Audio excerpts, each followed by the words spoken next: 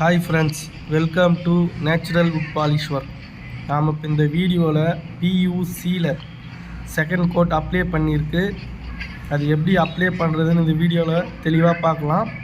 ஒரு நண்பர் வந்து கமெண்ட் பண்ணியிருந்தார், வெள்ளடிலாம் ஏன் கலர் பண்ணலன்னு. இந்த வீடியோவில் நான் தெளிவாக சொல்கிறேன், ஸ்கிப் பண்ணாமல் பாருங்கள். வாங்க வீடியோக்குள்ளே போகலாம். ஃபஸ்ட் டைம் நம்ம என்ன பண்ணுறோன்னா, டோரை நல்லா க்ளீன் பண்ணிவிட்டு PU சீலர் வந்து ஃபஸ்ட் கோட் வந்து ப்ரஷ்டில் இல்லைன்னா வந்து ஸ்ப்ரே கூட பண்ணலாம். ஃபஸ்ட் கோட்டு அதை பண்ணிவிட்டு சீலர் பட்டி இல்லை மெட்டல் பேஸ்ட்டு வந்து நம்ம வந்து வுட்டை வந்து க்ளீன் பண்ணும் போதே வந்து ஃபஸ்ட் கோட் அப்ளை பண்ணுறதுக்கு முன்னாடியே நம்ம மெட்டல் பேஸ்ட்லாம் பார்த்துக்கணும்.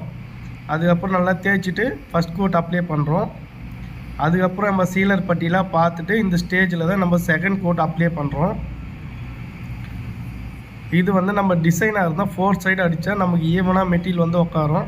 ப்ளைன் ஏரியா வந்தால் 2 சைடு இந்த பக்கம் அந்த பக்கம் அடித்தாவே போதும். இப்போ இதோட மெத்தட் என்னன்னு பார்த்தீங்கன்னா, செகண்ட் கோட் PU சீலருக்கு மெட்டீரியல் மிக்ஸ் பண்ணுறது எப்படின்னு நிறைய வீடியோவில் போட்டிருக்கோம்.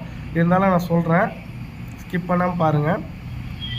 PU சீலர் செகண்ட் கோட் அப்ளை பண்ண போகிறோன்னா, நம்ம வந்து 800 ml மெட்டீரியல் 200 ml ஆர்டினர் வரும்.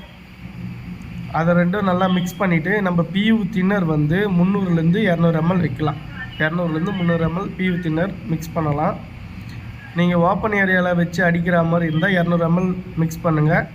இல்லை இன்டீரியர் உள்ளே வச்சு அடிக்கிற மாதிரி இருந்தால் நீங்கள் 300 ml வச்சு மிக்ஸ் பண்ணிக்கங்க. நல்லா மிக்ஸ் பண்ணிவிட்டு ஒரு 10 நிமிஷம் வச்சுட்டு டோர்லாம் செட் பண்ணுங்கள். அதுக்குள்ளே 10 நிமிஷம் ஆகிடும். மிக்ஸ் பண்ணிவிட்டு நீங்கள் அப்ளை பண்ண ஆரம்பிச்சிருங்க. இது மாதிரி வந்து 2 சைடு அடிச்சுட்டேன்.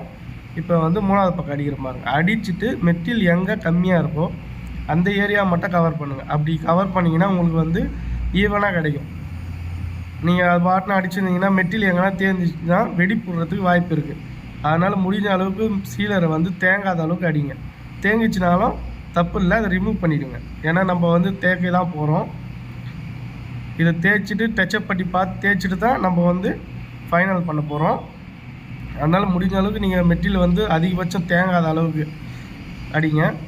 அதனால் 4 சைடு அடிக்கிறோம். அதுமாதிரி வந்து ஸ்ப்ரே பண்ணும்போது வந்து ஏர் கண்ட்ரோல் வந்து கரெக்டாக வச்சுக்கோங்க. ரொம்ப ஃபோர்ஸாகவும் இருக்கக்கூடாது, ரொம்ப ஸ்லோவாகவும் இருக்கக்கூடாது. இங்கே பாருங்கள், இது மாதிரி நம்ம ஃபினிஷிங்காக இருக்கணும். அலாலியாக இருக்காமல் நம்மளுக்கு ஃபினிஷிங்காக வரணும். அது மாதிரி வந்து ஒரு நண்பர் வந்து கமெண்டில் கேட்டிருந்தார், சார் இது மாதிரி வந்து வெள்ளடிலாம் கலர் பண்ணாமல் விட்டீங்களா ப்ரோ அப்படின்னாரு. இப்போ நம்ம வந்து செகண்ட் கோட் தான் அப்ளை பண்ணுறோம்.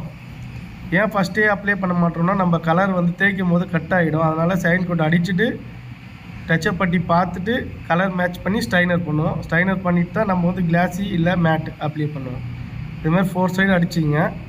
அடிச்சுட்டு அதாவது ஒரு டோருக்கு வந்து 750 ml மெட்டீரியல் ஆர்டினர் PU தின்னர் சேர்த்து 3/4 லிட்டர் வந்து அப்ளை பண்ணோம். ஒரு சைடுக்கு மெட்டீரியல் ஆர்டினர் தின்னர்லாம் சேர்த்து 3/4 லிட்டர் அப்ளை பண்ணுங்கள்.